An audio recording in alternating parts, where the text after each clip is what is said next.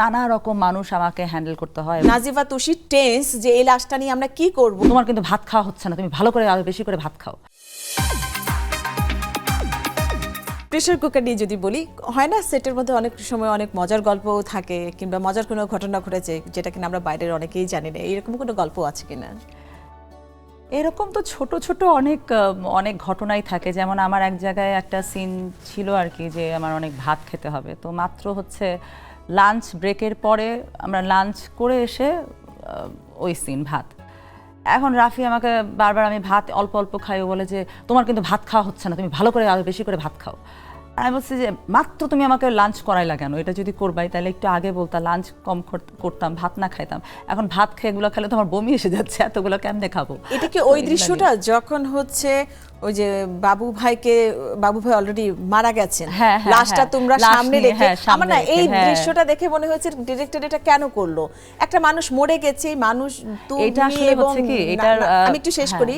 Nazifa Tushi tense যে এই লাশটা নিয়ে আমরা কি করব, আমরা কিভাবে এটাকে বাইরে ফেলে দিব, তো ওই মুহূর্তে ওখানকারই একজন ভাত খাচ্ছে। এই জিনিসটা আমি না মেলাতে পারি না, আমি জানি না কেন এটা করা হয়েছে। না, এটা করা হচ্ছে আসলে ওটার একটা সাইকোলজিক্যাল ব্যাপার ছিল। যেমন হচ্ছে যে মানে এটা আমাদের প্রত্যেকের, আমরা আসলে ওখানে যারা, যেমন নাজিফা তুষির একটা ব্যাকগ্রাউন্ড আছে, হ্যাঁ, ওখানে ও যেটা ওর লাইফে তো অনেক কিছু ঘটে যাচ্ছে। ও যে মাসাজ দেয়, ও সবার সাথে যেভাবে হাসি মুখে থাকে, অ্যাকচুয়ালি তার তো ভেতরে অনেক কিছু, এটা একটা ফেক একটা আইডেন্টিটি সে ক্যারি করছে।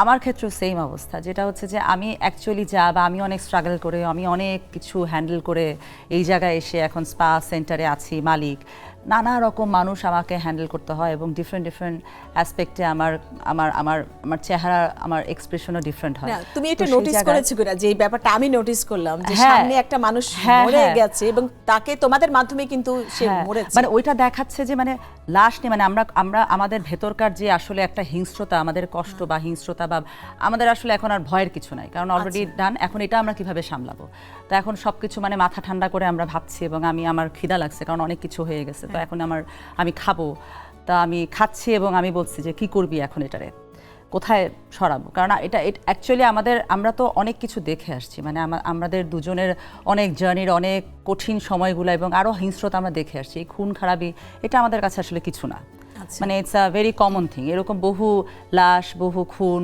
বহু পলিটিক্যাল লিডারদের অনেক কেলেঙ্কারি, অনেক কিছু আমরা দেখি, মানে এটা আমাদের কাছে স্বাভাবিক। এবং এই প্রেসার কুকার ছবিতে দেখা গেছে যে প্রত্যেকটা নারীরই বাস্তব জীবনের ঘটনাগুলো উঠে এসেছে, তাদের চড়াই উতরাই, তাদের সংগ্রাম, সবকিছুই আর কি।